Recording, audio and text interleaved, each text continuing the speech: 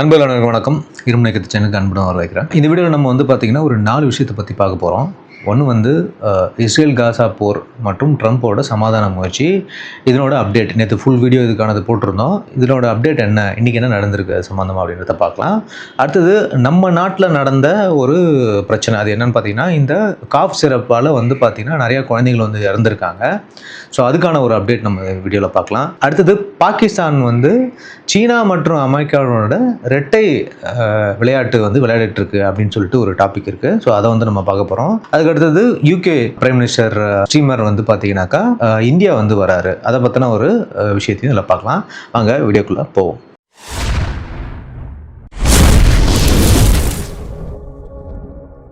முதல்ல Israel Gaza போர் மற்றும் ட்ரம்ப்பினோட சமாதான முயற்சி, இதை பற்றி நம்ம பார்க்கலாம். இதோட அப்டேட்டை காசாவில் தாக்குதல் நடந்திருக்கு. அதாவது இஸ்ரேல் காசா மீது தொடர்ச்சியாக குண்டு வீசி தாக்குதல் நடத்தி வருது. கடந்த 24 மணி நேரத்தில் பார்த்தீங்கன்னா கிட்டத்தட்ட 70 பேருக்கு மேலே கொல்லப்பட்டிருக்காங்கன்னு சொல்லுது. நேற்று தான் ட்ரம்ப் அறிவிச்சார் இந்த மாதிரி ஹமாஸ் ஒத்துக்கிட்டாங்க அப்படின்னு சொல்லிட்டு. ஆனாலும் இந்த குண்டு வீச்சு நடந்திருக்கு. குண்டு வீச்சை நிறுத்தும்படி அமெரிக்க ஜனாதிபதி டொனால்ட் ட்ரம்ப் இஸ்ரேலுக்கு கால் கொடுத்திருந்தாரு. ஆனாலும் தாக்குதல் நிறுத்தவில்லை அப்படின்னு சொல்லிட்டு தான் இன்னமும் சொல்றது. அதனால ஹமாஸ்க்கு அவர் என்ன சொல்றாரு அப்படின்னா இம்மிடியேட்டா இந்த போர் நிறுத்த ஒப்பந்தத்துக்கான விஷயங்கள்ல கையெழுத்திடணும் அப்படின்னு சொல்லி ட்ரம்ப் சொல்லியிருக்காரு. ஸோ மேலும் அவர் என்ன சொல்றாரு அப்படின்னா இந்த டீல் கன்ஃபார்ம் ஆச்சுன்னா உடனடியாக சீஸ்ஃபயர் அமலுக்கு வந்துடும் அப்படின்னு சொல்லிட்டு ட்ரம்ப் சொல்றாரு. மேலும் பிணைய கைதிகள்லாம் இம்மிடியேட்டா விடுவிக்கப்படுவாங்க அப்படின்னு சொல்லிட்டு ட்ரம்ப் இன்னைக்கு தெரிவிச்சிருக்காரு. ஆனால் சொல்ல பார்த்தோம் அப்படின்னா போர் இன்ன வரைக்கும் நிறுத்தலை. நேற்று கொஞ்ச நேரம் வரைக்கும் பாம்பிங் ஸ்டாப் பண்ணியிருந்தது இஸ்ரேல். ஆனால் திரும்பவும் இன்னைக்கு ஸ்டார்ட் பண்ணியிருக்கதா சொல்லப்படுது. சரி, இப்போ போர் நிறுத்தம் பேச்சுவார்த்தைக்கு அது சம்பந்தமாக என்ன நடந்துட்டு இருக்குன்னு பார்ப்போம். போர் நிறுத்தம் தொடர்பான பேச்சுவார்த்தைக்காக எகிப்தினுடைய தலைநகர் கெய்ரோவுக்கு நெகோசியேட்டர் வந்துட்டு இருக்காங்க அப்படின்னு சொல்லப்படுது. ட்ரம்ப் தனது சன்னின்ல ஜார்ட் குஷ்னர் உட்பட 2 தூதர்களை சனிக்கிழமையா பார்த்தீங்கன்னா எகிப்து அனுப்பி வச்சிருக்கதா தகவல் சொல்றாங்க. மேலும் இந்த தாக்குதல், அதாவது இன்னைக்கு நடந்த தாக்குதல் பார்த்தீங்கன்னா அந்த 70 பேர் கொல்லப்பட்டாங்கன்னு சொன்னோம் இல்லையா, அதுல 45 பேர் பார்த்தீங்கன்னா இந்த உணவு மற்றும் பஞ்சம் தாக்கிய காசா சிட்டியில நடந்த ஏர் ஸ்ட்ரைக்ல தான் பலியாயிருக்காங்க அப்படின்னு சொல்லப்படுது. இதுல 2 மாத குழந்தை, அது இல்லாம 8 வயது சிறுவர் உட்பட பல பேர் இறந்திருக்கிறதா செய்தி இருக்கு. இஸ்ரேல் ராணுவம் மக்களை வெளியேற சொன்ன அந்த அல் மசாவி சேஃப் ஹியூமனிடேரியன் ஜோன் இதுலயும் பார்த்தீங்கன்னா தாக்குதல் நடத்துது அப்படின்னு சொல்றாங்க. இது ரொம்ப கவலைக்கிடமான விஷயமா பார்க்கப்படுது. இதுல பார்த்தீங்கன்னா சீஸ்ஃபயர் ஃபுல் ஃபிளெஜ்டா இது வரைக்கும் நடக்கல. இன்னமும் இஸ்ரேல் பாம்பு பண்ணிட்டு தான் இருக்குது. கையெழுத்து ஹமாஸ் போடாத வரைக்கும் அவங்க நிறுத்த மாட்டாங்கன்றது தான் தெளிவாக இதில் தெரியுது. ஸோ இன்னைக்கு கெய்ரோவில் நடக்கிற இந்த மீட்டிங் பார்த்தீங்கன்னா ரொம்ப ரொம்ப முக்கியமாக பார்க்கப்படுது. இதோட அப்டேட்டை நாளைக்கு நான் வீடியோவில் கொடுக்குறேன். ஸோ அடுத்த நம்ம டாபிக் பார்த்தீங்கன்னா நம்மளுடைய இந்த இருமல் மருந்து, அதாவது இந்தியாவினுடைய காப் சிரப் சாப்பிட்டு பார்த்தீங்கன்னா நிறைய குழந்தைகள் இறந்திருக்காங்க. அதை பற்றின ஒரு விஷயத்தை பார்ப்போம். இருமல் மருந்து மரணங்கள் மற்றும் நிறுவனங்கள் இது மீதான நடவடிக்கை மத்திய அரசு பார்த்தீங்கன்னாக்கா ஸ்டேஷன் பாராமெடிக்கல்ஸ் தயாரித்த கோல்ட்ரிஃப் மற்றும் அந்த நிறுவனத்தினுடைய மற்ற எல்லா ப்ராடக்ட்ஸையும் பார்த்தீங்கன்னா தடை செஞ்சிருக்கு.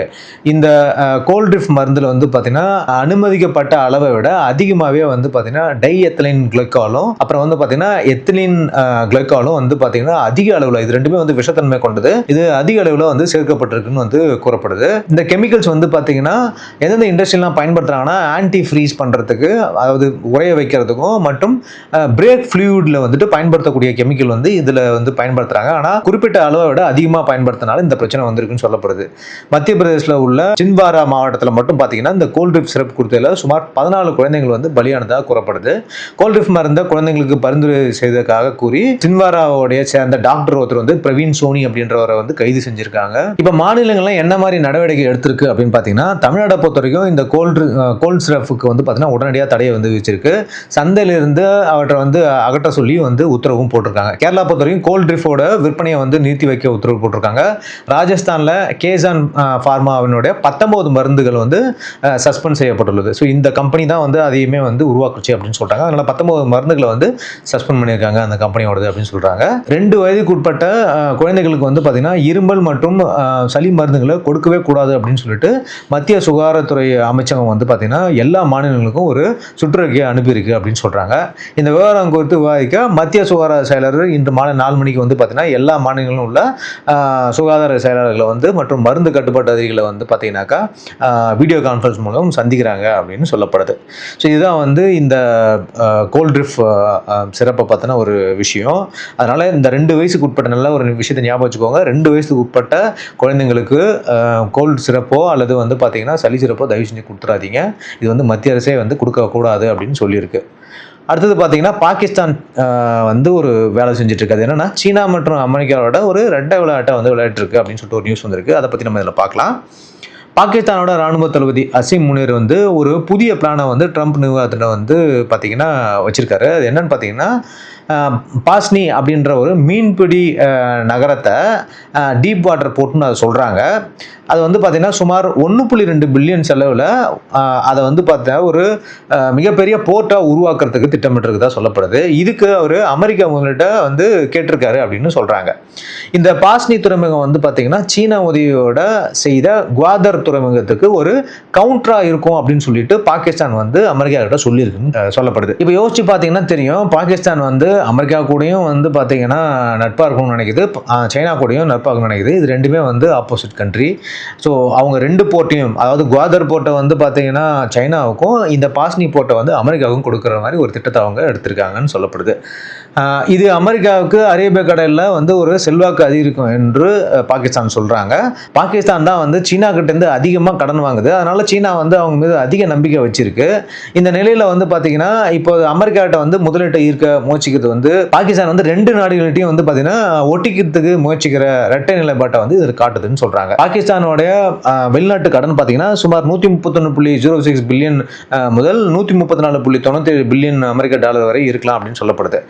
சீனாவோட உள்ள கடனை மட்டுமே, அதாவது பாகிஸ்தான் சீனாட்ட மட்டும் வாங்கியிருக்கிறது 2023 நிலவரப்படி பாகிஸ்தான் சீனாவுக்கு செலுத்த வேண்டிய மொத்த வெளிநாட்டு கடன் பார்த்தீங்கன்னா சுமார் 68.91 பில்லியன் அமெரிக்க டாலராக இருக்குது. இந்த தொகை வந்து பார்த்தீங்கன்னா சீனாவினுடைய அரசு மற்றும் வணிக வங்கிகளுடைய கடன்கள் அப்படின்னு வந்து சொல்லப்படுது. மற்றும் சைனா பாகிஸ்தான் எக்கனாமிக் கார்டர் இருக்கு, அந்த செப்பக்குன்னு சொல்லக்கூடிய இந்த திட்டத்துக்கான நிதியும் வந்து இதில் அடங்குதுன்னு சொல்கிறாங்க. அப்படியே அமெரிக்கா சைடில் எவ்வளோ வந்து கடன் வாங்கி வச்சிருக்கான்னு பார்த்தீங்கன்னா அமெரிக்கா வந்து நேரடியாக அளிக்கும் இருதரப்பு கடன்கள், அதாவது இது பார்த்தீங்கன்னா டைரக்ட் பைலேட்டரல் டெப்ட் மட்டுமே பார்த்தீங்கன்னா சீனா கூட ஒப்பிடும் போது வந்து ஒரு பெருசா இல்லை. ஆனால் டிசம்பர் 2023 நிலவரப்படி பாகிஸ்தான் வந்து பார்த்தீங்கன்னா பாரிஸ் கிளப் அப்படின்ற ஒரு கடன் மட்டுமே, அது இது வந்து பார்த்தீங்கன்னா ஒரு அமெரிக்காவில் செயல்படக்கூடிய ஒரு நிறுவனம், இதனுடைய கடன் மட்டும் சுமார் 7.54 பில்லியன் டாலர் அப்படின்னு சொல்றாங்க. இந்த இதில் வந்து பார்த்தீங்கன்னா அமெரிக்காவோட பங்கு நான் முன்னாடி சொன்ன மாதிரி ரொம்ப ரொம்ப அதிகமாக இருக்குது. இந்த பாரிஸ் கிளப்ல 2020 நிதியாண்டு படி மொத்தமாக திருப்பி செலுத்த வேண்டியது, அதாவது பாகிஸ்தான் திருப்பி கொடுக்க வேண்டிய கடனோட தொகை பார்த்தீங்கன்னா 23 பில்லியனுக்கு மேலே வெளிநாட்டு கடனை வந்து திருப்பி செலுத்த வேண்டி இருக்குது அப்படின்னு சொல்கிறாங்க. இதில் வந்து பார்த்தீங்கன்னா சீனா, சவுதி அரேபியா மற்றும் யுனைடெட் அரபு எமிரேட்ஸ் போன்ற நட்பு நாடுகளும் வந்து வழங்கிய சுமார் 12 பில்லியன் வந்து மதிப்பான தற்காலிக வைப்பு தொகை, அதாவது டெம்பரவரி டெபாசிட் அவங்க பண்ணியிருந்தாங்க. அந்த நாடு வந்து திவாலாகாமல் இருக்கிறதுக்காக காவுந்து பண்ணுறதப்போ அவங்க டெபாசிட் பண்ண அமௌண்ட் இதெல்லாமே. இதில் சீனா வழங்கியது மட்டுமே பார்த்தீங்கன்னா சுமார் 4 பில்லியன் தொகையை வந்து பார்க்கப்படுது. ஸோ பாகிஸ்தானுக்கு அதிகப்படியாக கடன் கொடுத்துருக்கதே வந்து சீனா தான். ஸோ பாகிஸ்தானோட வெளிநாட்டு கடனில் சீனாவுடைய பங்கு தான் ரொம்ப ரொம்ப அதிகம் அப்படின்னு வந்துட்டு நிபுணர்கள்லாம் சொல்கிறாங்க. அமெரிக்கா நேரடியாக கடன் வழங்குவதை விட சர்வதேச நிதி அமைப்புகள், அதாவது IMF, வேர்ல்டு பேங்க் மூலமாகவோ அதன் ஒரு பங்காகவோ, அதாவது பைலேட்டரல் கிரெடிட் வந்து பார்த்தீங்கன்னா அமெரிக்கா வந்து பாகிஸ்தானுக்கு கொடுத்துட்ருக்கு அப்படின்னு சொல்கிறாங்க. ஸோ அப்போ சொல்லப்போனால் பாகிஸ்தான் வந்து அதிகமாக கடன் வாங்குறதே வந்து சைனா கிட்ட இருந்து தான். ஆனால் சைனாவுக்கு ஆப்படிக்கும் விதமாக வந்து அவங்க இந்த பாஸ்னி போர்ட்டை வந்துட்டு அமெரிக்காவுக்கு வந்து கொடுக்கணும், அதாவது அதை அமெரிக்கா ரீபில்ட் பண்ணி அதை யூஸ் பண்ணிக்கலாம் அப்படின்ற மாதிரி சொல்கிறாங்க. ஸோ 2 கண்ட்ரிகிட்டையும் அவங்க வந்து இந்த சைடும் காசு வாங்க விருப்பப்படுறாங்க, அந்த சைடும் காசு வாங்க விருப்பப்படுறாங்க அப்படின்றது தான் இந்த செய்தியிலேருந்து வருது. இதுதான் பாகிஸ்தான் வந்து ரெட்டை வடம் போடுறாங்க சைனா கிட்டையும் அமெரிக்கா கிட்டையும் அப்படின்னு கூறப்படுது. ஸோ அடுத்த ஒரு செய்தி என்ன அப்படின்னு பார்த்தீங்கன்னா யூகே பிரதமர் வந்து கெய்ர் ஸ்டாமர் வந்து பார்த்தீங்கன்னா இந்தியாவுக்கு வந்துட்டு பயணம் பண்ணுறாரு. இது ரொம்ப முக்கியமான விஷயமா பார்க்கப்படுது. யூகேவோட பிரதமர் வந்து பார்த்தீங்கன்னா அக்டோபர் 8 மற்றும் 9 தேதிகளில் இந்தியாவுக்கு அஃபிஷியலாக வராரு. இதான் அவருடைய முதல் இந்திய பயணம் அப்படின்னு சொல்கிறாங்க. பிரதமர் மோடி வந்து கெய்ர் ஸ்டாமரோட வந்து பார்த்தீங்கன்னா இணைந்து விஷன் 2035 அப்படின்ற ஒரு திட்டத்தின் கீழே இரு நாடுகளுக்கான காம்ப்ரஹென்சிவ் ஸ்டாட்டிஸ்டிக் பார்ட்னர்ஷிப்பில் உள்ள முன்னேற்றங்களை ரிவ்யூ செய்ய போகிறாங்க அப்படின்னு அப்படின்னு சொல்லப்படுது. அதாவது 2035க்குள்ளே அவங்க ஒரு ஸ்ட்ராட்டஜிக் பார்ட்னர்ஷிப் வச்சுருக்காங்க. அதனுடைய வே ஃபார்வர்டு எப்படி இருக்குன்றதை வந்து பார்க்குறாங்க அப்படின்னு சொல்லப்படுது. இந்த முக்கிய பேச்சுவார்த்தைகள் வந்து என்ன நடக்க போகுது அப்படின்னு பார்த்தீங்கன்னா, வர்த்தகம், முதலீடு, பாதுகாப்பு, தொழில்நுட்பம், காலநிலை மற்றும் கல்வி போன்ற முக்கிய துறைகளில் இரு தலைவர்களும் வந்து பேச்சுவார்த்தைகள் நடத்துகிறாங்க அப்படின்னு சொல்லப்படுது. மேலும் மும்பையில் நடைபெறும் 6th குளோபல் ஃபின்டெக் ஃபெஸ்ட்டில் வந்து இருவரும் வந்து ஒரு கீ நோட் அட்ரஸை வந்து கொடுக்க இருக்காங்கன்னு சொல்லப்படுது. அதாவது இந்த ஃபின்டெக்கில் பொறுத்த வரைக்கும் இந்தியா தான் வந்து தலை சிறந்த நாடாக இருக்குது உலகத்திலே. ஸோ அதனால் இது சம்மந்தமாக வந்து 2 பேரும் வந்து ஒரு கீ நோட் வந்து அன்று கொடுக்குறாங்கன்னு பார்க்கப்படுது. ஸோ இதுதான் இன்றைக்கி வந்து இருக்கக்கூடிய ஒரு முக்கியமான நியூஸு. ஸோ அதனால் நான் உங்களுக்கு இந்த 4 விஷயங்களும் இந்த வீடியோவில் சொல்லியிருக்கேன்.